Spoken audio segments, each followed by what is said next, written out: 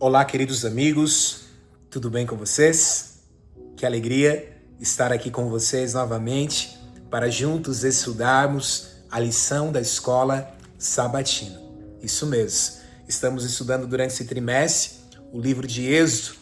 Eu, durante essa semana, estou um pouco rouco, doente, com tosse, mas peço a Deus para que Deus possa me abençoar neste momento, para que eu consiga compartilhar o estudo da lição dessa semana, porque realmente está muito especial, muito importante, e eu não poderia deixar de gravar aqui e de compartilhar com vocês. Eu sei que alguns têm pedido ali sempre alguns pedidos de orações, peço que você também ore por mim, e você que tem colocado ali seus pedidos de orações, eu sempre tenho lido e tenho buscado responder cada um de vocês que também tem feito algum comentário aqui no contexto da lição. Espero ser um adendo a mais para vocês entenderem a importância de estudar a lição e, consequentemente, ter cada vez mais comunhão com Deus através do estudo da palavra de Deus. Amém? Vamos lá então para o estudo da lição. Chegamos à lição de número 8. A lição de número 8, ela traz o título Aliança no Sinai. E o verso para memorizar já é um verso que, na verdade, serve como um resumo, podemos dizer assim, da lição durante a semana, ok? O verso para memorizar se encontra no livro de Êxodo, capítulo 19, no versículo 4 ao versículo 6. Êxodo 19, verso 4 ao 6, diz assim: Vocês viram o que fiz aos egípcios? E como levei vocês sobre asas de águia e os trouxe para perto de mim?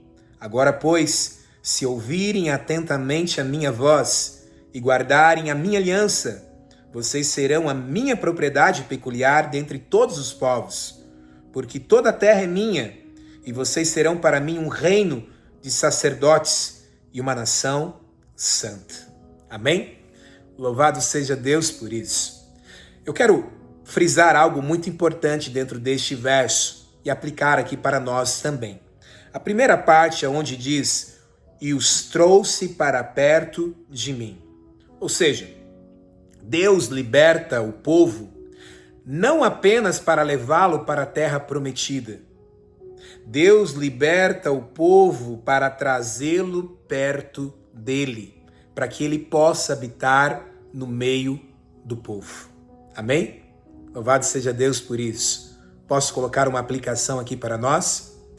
Deus prometeu também a Nova Jerusalém, a nova terra, lá em Apocalipse capítulo 21, e ele prometeu que vai voltar a este mundo para nos buscar, para levar então a terra prometida, a Canaã celestial. Amém?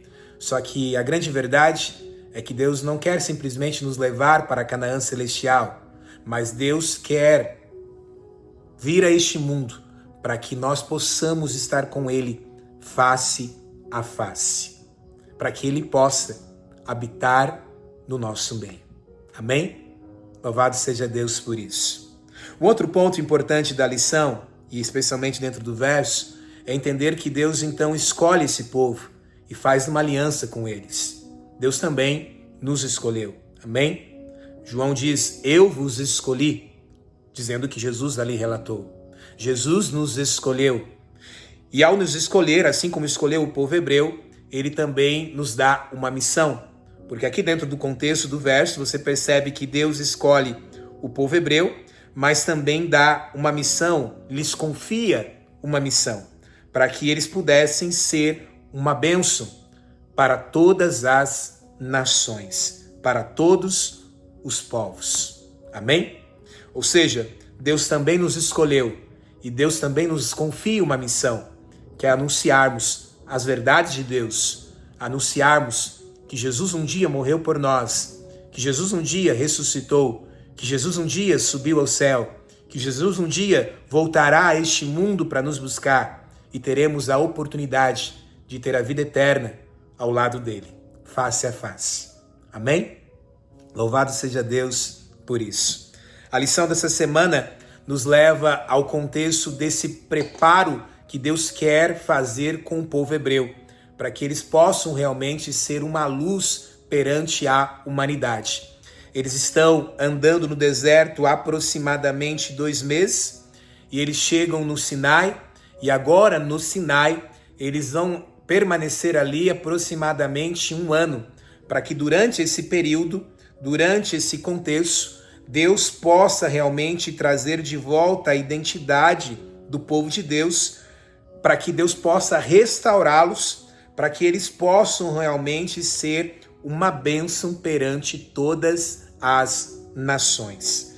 É interessante nós notarmos isso, porque no Sinai, eles vão entendendo o que Deus realmente quer deles. E é interessante nós frisarmos este ponto, porque Deus queria, através deles, cumprir uma promessa feita a Abraão: se tu uma benção.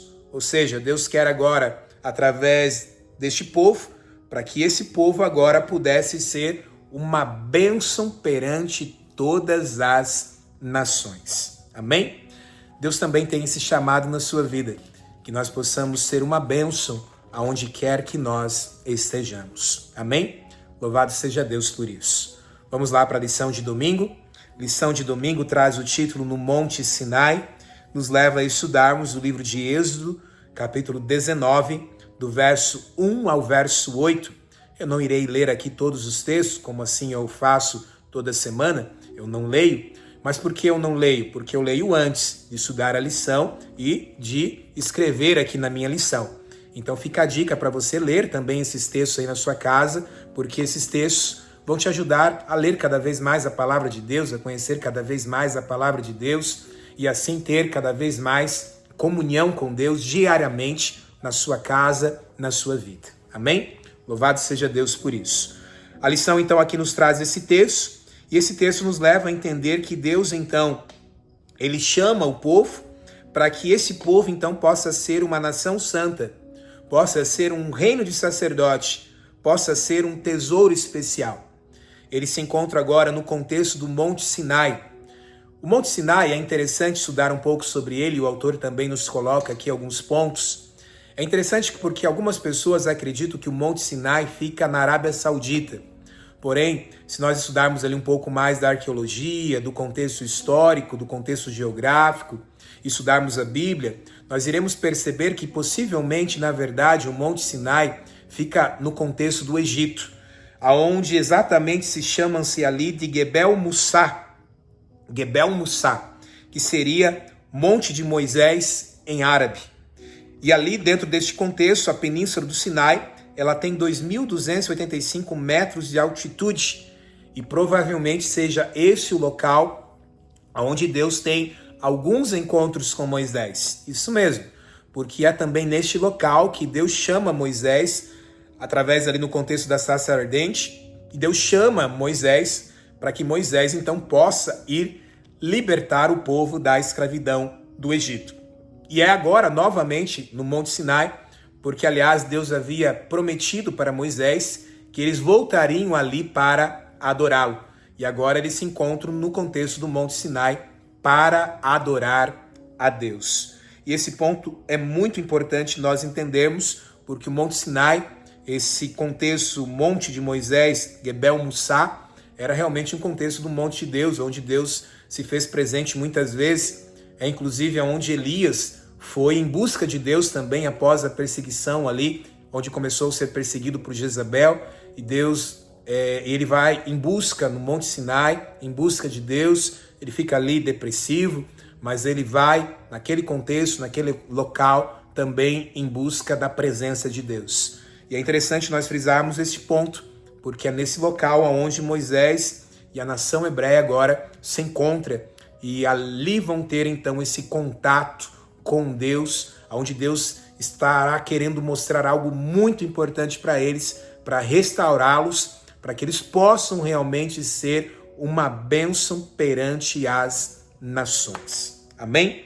Louvado seja Deus por isso, e esse ponto é muito importante realmente nós entendermos. Vamos lá para a parte de segunda-feira. Parte de segunda-feira nos traz o título Preparando-se para a entrega da lei.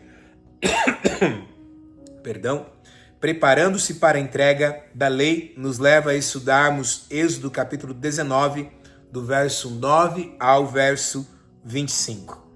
Este texto é muito importante porque você vai perceber algo que nós já temos falado nas lições anteriores, que é Deus dando instruções para o seu povo, para que o seu povo possa, de alguma maneira, se modelar de acordo à sua vontade, a vontade de Deus. E esse ponto é muito importante nós entendermos, e Deus agora chama novamente esse povo, dá instruções para que eles possam se preparar. É claro que o povo poderia escolher fazer ou não, porque aí entra o contexto do livre-arbítrio, mas Deus os chama para trazer esse contexto da obediência. E esse ponto é muito importante, onde Deus dá instruções para eles se purificarem dentro deste contexto, para se prepararem para receber então o decálogo, receber ali a lei, as palavras. E é interessante nós notarmos este ponto. Por quê? Porque dentro deste contexto, tu percebe aqui quão importante, quão grandioso, podemos dizer assim, é a entrega do decálogo para Deus. A importância que Deus traz a este evento é algo que não pode ficar desapercebido. Não pode, de maneira alguma. É um evento realmente grandioso, onde Deus o coloca como muito importante para o seu povo. E o ponto importante é entender que não era apenas para o povo hebreu, mas para todas as nações debaixo da terra, porque todas as nações deveriam aprender com o povo hebreu o que era fazer a vontade de Deus. E fazer a vontade de Deus era ser fiel, então, ao decálogo, aos mandamentos a qual Deus iria agora confiar a eles. Só que antes disso, Deus pede então para que eles pudessem se purificar. É interessante nós frisarmos esse ponto, e o autor traz aqui alguns pontos importantes. Por exemplo, a pureza externa devia refletir a dedicação total a Deus. Ou seja, Israel precisava estar pronto para a manifestação da glória do Senhor. Amém? Esse ponto é muito importante nós entendermos. E por que esse ponto realmente é importante nós entendermos? Porque ali eles receberiam então os mandamentos que ocupam o centro da revelação divina e da ética bíblica, que formam as substâncias e os fundamentos dos padrões divinos para toda a humanidade. Não era apenas para eles, mas para toda a humanidade, porque através deles, eles seriam uma luz para toda a humanidade, para que toda a humanidade entendesse o que é realmente ser fiel a Deus, que vale a pena servir a este Deus e que realmente seria grandioso seguir os princípios estabelecidos por este Deus. E se nós seguíssemos os princípios estabelecidos por Deus perante o mundo hoje, quão diferente realmente seria o nosso mundo. Mas infelizmente, o ser humano tem deixado Deus de lado, colocado Deus em segundo plano. O primeiro Deus tem sido sempre deixado de lado e, consequentemente, muitos seguem doutrinas de homens ao invés de seguir as doutrinas estabelecidas por Deus. E por que eu posso dizer que essas doutrinas são estabelecidas por Deus? Porque o Decálogo, ele foi proclamado por Deus. Isso mesmo, não é por Moisés. Ele é proclamado por Deus. E aqui está alguns textos para você ler. Êxodo capítulo 19, verso 19. Êxodo 20, verso 1. Deuteronômio 5, verso 4, também o verso 5 e também o verso 24. Ele é escrito, o Decálogo é escrito pelo dedo de Deus, pelo próprio Deus. Ou seja, não é escrito por Moisés, é escrito por Deus. Percebe como Deus traz algo muito importante relacionado ao Decálogo, ao ponto de fazer diferente das outras coisas. No Decálogo, ele mesmo escreve e dá em 2 tábuas, as tábuas dos testemunhos, separando ali então os 10 mandamentos. Ou seja, é escrito pelo próprio Deus. Você vai ver isso lá em Êxodo capítulo 24, no verso 12, Êxodo 31, verso 18, também Deuteronômio capítulo 5, verso 22. O Decálogo então, que é chamado de tábuas de testemunho, ele é chamado então dessa maneira. Ele não é chamado dos 10 mandamentos, é interessante nós notarmos isso, porque em vez disso, 3 vezes é chamado literalmente das 10 palavras, que poderia ser traduzido ali também como sentença, assunto, discurso, história, promessa, declaração. Ou seja, esse ponto é muito importante nós entendermos, porque Deus quer mostrar algo grandioso, que é realmente os mandamentos, o decálogo, a qual Deus agora traz para o povo hebreu. Mas para que, através do povo hebreu, sendo obediente então a Deus, pudesse então ser uma luz para toda a humanidade, para que pudesse então fazer a vontade de Deus. Por isso, realmente, entender aqui o contexto dos mandamentos, entender a importância que Deus dá a este evento, é algo realmente muito importante. Mas eu quero frisar outro ponto importante que eu acho aqui dentro do contexto da lição, que é estar diante de um Deus santo. Você percebe que para que o povo pudesse estar perante ele, Deus pede ali para que ele se purifique.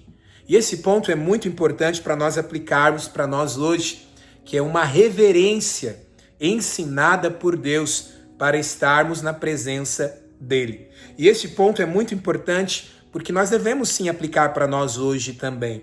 E aplicar através de perguntas. Eu coloquei aqui na minha lição, como está a nossa reverência para com Deus em nossos cultos? Como estamos nos apresentando para Deus?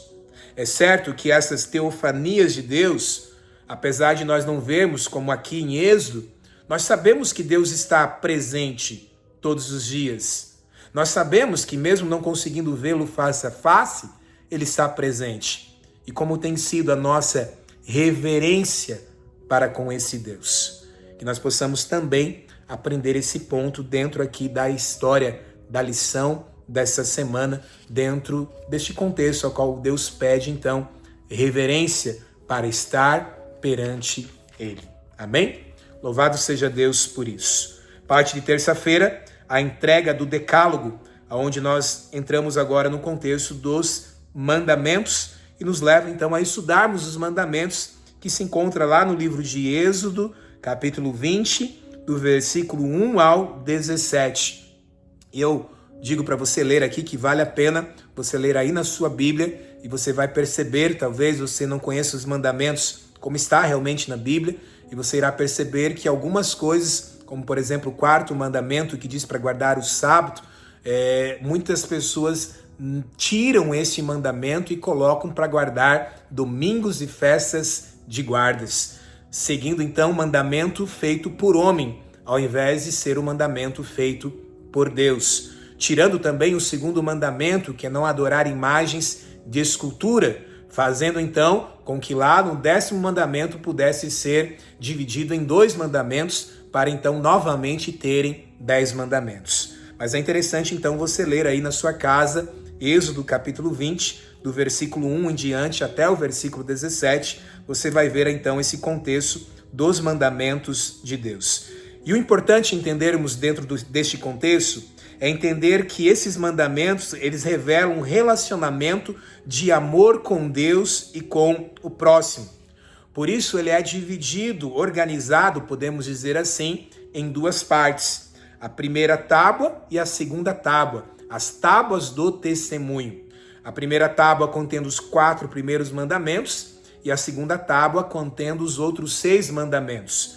A primeira tábua relacionada ali em amor a Deus sobre todas as coisas, esse amor realmente no contexto vertical, e a segunda delas, amar ao próximo, esse amor horizontal. E esse ponto é muito importante nós entendermos. Os 4 primeiros mandamentos trazem a verdade de um Deus verdadeiro, aquele que deve ser realmente adorado, o único Deus, um só Senhor, apresentado lá no contexto de Gênesis, e também nos levando a entender que ele é o Deus criador, levando também ao contexto de Gênesis através do 4º mandamento, fazendo o povo recordar o Deus criador que fez o mundo em 6 dias e no 7º dia descansou, abençoou e santificou esse dia, e por isso nós devemos também descansar, abençoar e santificar esse dia. Amém? Mas os outros 6 mandamentos nos levam a uma sequência dos 4 primeiros. Ou seja, se realmente eu amo a Deus e coloco Deus realmente em primeiro lugar da minha vida, eu serei uma bênção também para o meu próximo, porque a luz de Deus vai refletir em mim e, consequentemente, eu serei uma luz neste mundo de trevas e conseguirei amar também ao meu próximo.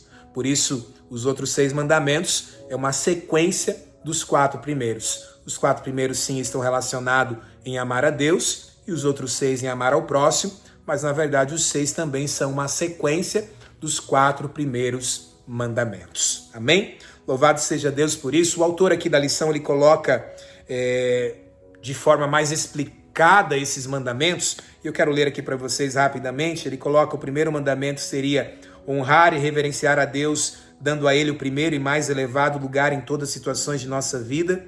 O segundo seria honrar e preservar a posição exclusiva de Deus e não substituí-lo por algum ídolo de qualquer forma, seja física, simbólica ou espiritual. Nossas afeições mais puras pertencem ao Senhor.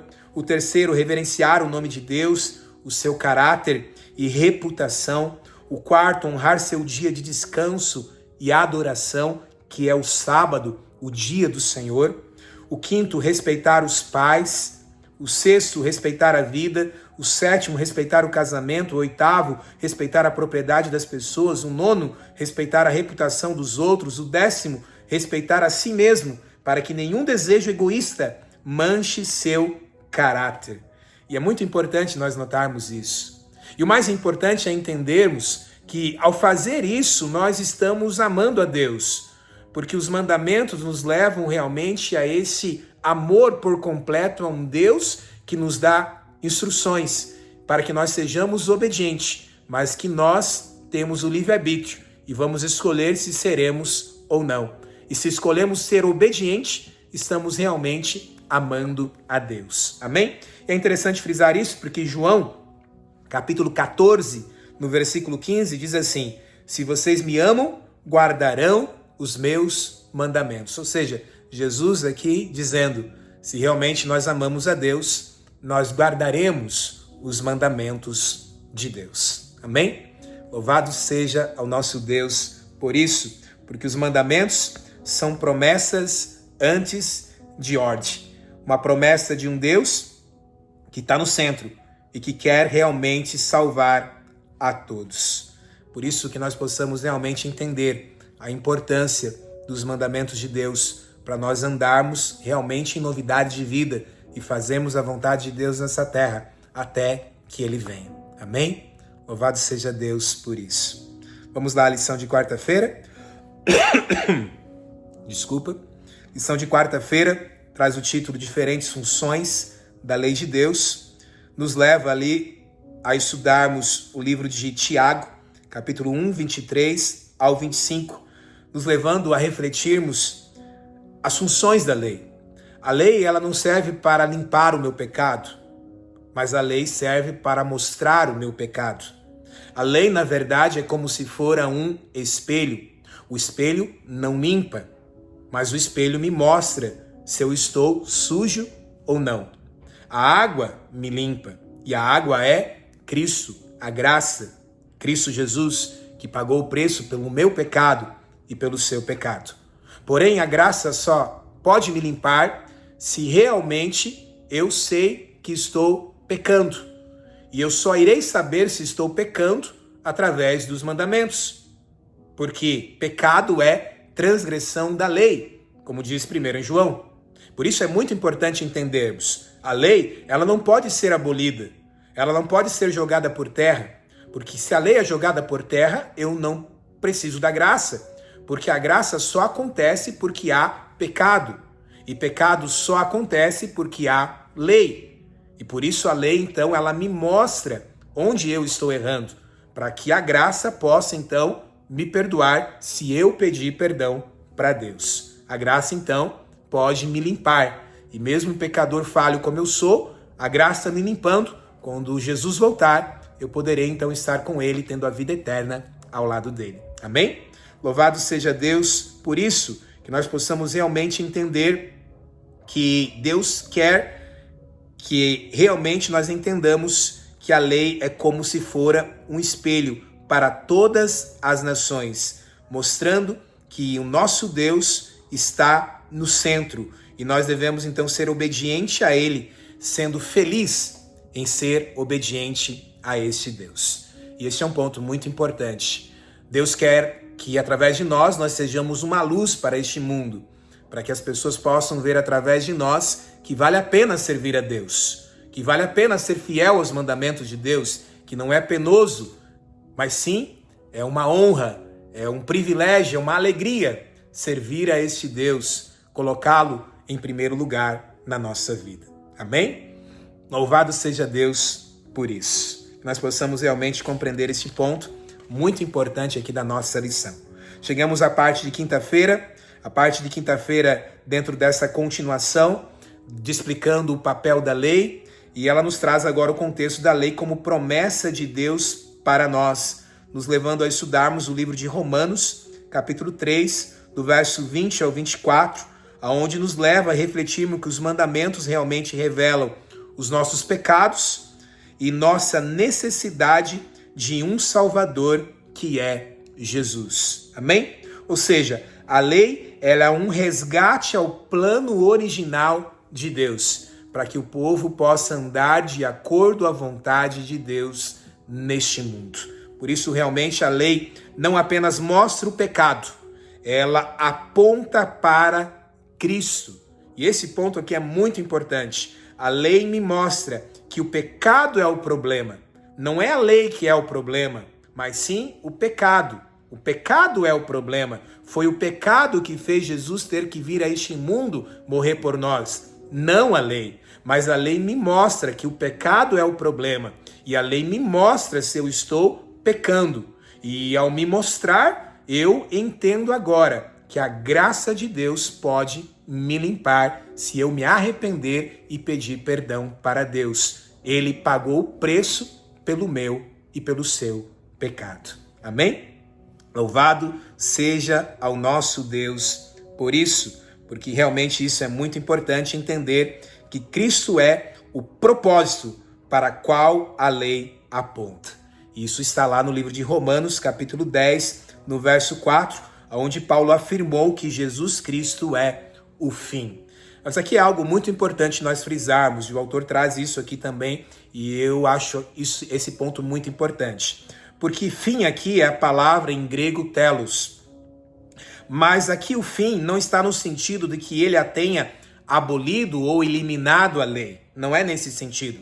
Em vez disso, significa que Cristo é o objetivo e a finalidade da lei. Ou seja, Cristo é o propósito para qual a lei foi dada. Como resultado, todo o que nele crê é declarado, então, justo.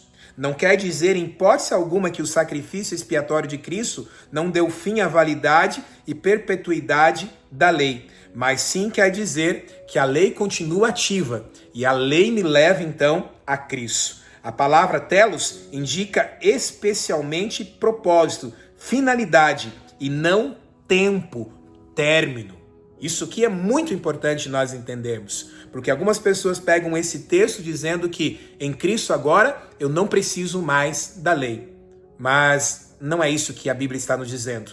Aliás, o próprio Jesus disse: não penseis que vim revogar a lei ou os profetas. Não vim para revogar, não vim para mudar. Em verdade te digo, nenhum i, nenhum tio pode ser tirado da lei até que tudo se cumpra. Nada pode ser tirado da lei de Deus. Nada. A lei nos leva a Cristo, ela nos aponta o nosso pecado. A lei não é o pecado, mas a lei aponta o pecado para que Cristo então possa me limpar, se eu me arrepender e pedir perdão para Ele. Amém? Louvado seja o nosso Deus por isso. A lei não foi abolida. O próprio Jesus deixa de forma clara este ponto. Cristo é sim o objetivo da lei, aquele para quem ela aponta. Porque a lei me mostra o pecado, e ao mostrar o pecado, a consequência do pecado é a morte. Mas a lei também me aponta para Cristo, que é aquele que veio a este mundo morrer por nós. E por isso hoje eu não estou morto. E um dia eu poderei ter vida eterna ao lado de Jesus, quando Ele voltar para nos buscar. Amém? Louvado seja Deus por isso. E aqui eu quero encerrar com a parte de sexta-feira, que o propósito da aliança realmente é restaurar. Sim, é verdade que o inimigo tenta jogar a lei por terra, porque na verdade ele quer jogar a graça de Deus por terra. Porque se ele jogar a lei por terra, eu não preciso da graça. Se jogar a lei por terra, não tem pecado. E se não tem pecado, por que a graça? Mas o inimigo de Deus tem tentado então jogar a cada dia, a cada momento, a lei de Deus por terra. Mas que ele não jogue no seu coração. Que no seu coração você possa entender que a lei, ela não pode ser jogada por terra. A lei tem que ser sim observada. Deus quer nos modelar para andarmos em novidade de vida e nos preparar a cada dia da nossa vida para estar com Ele quando Ele voltar para nos buscar. Amém? Que Deus possa te abençoar grandemente para que você seja um fiel observador da lei de Deus. Que você possa, sim, obedecer aos mandamentos de Deus, às palavras de Deus e assim amar a Deus sobre todas as coisas e amar ao próximo como Deus nos amou. Amém? Vamos orar comigo? Feche seus olhos. Pai querido, obrigado, Senhor Jesus, por conseguir estudar a lição, mesmo rouco, mesmo doente como estou, mas conseguir, meu Deus, neste momento compartilhar o estudo da lição com eles que estão aqui nos ouvindo. E eu te peço, Pai, que o Senhor nos dê sabedoria para que possamos realmente ser obedientes a Ti e a cada dia da nossa vida colocar o Senhor em primeiro lugar e nos preparar para a breve volta de Jesus. Eu entrego tudo e todos em Tuas mãos, já te agradecendo, porque sei que o Senhor nos ouve, em nome de Jesus. Amém. Que Papai do Céu te abençoe, que Papai do Céu te ilumine, que possamos estar juntos na semana que vem, estudando a próxima lição. Amém? Que Deus te abençoe.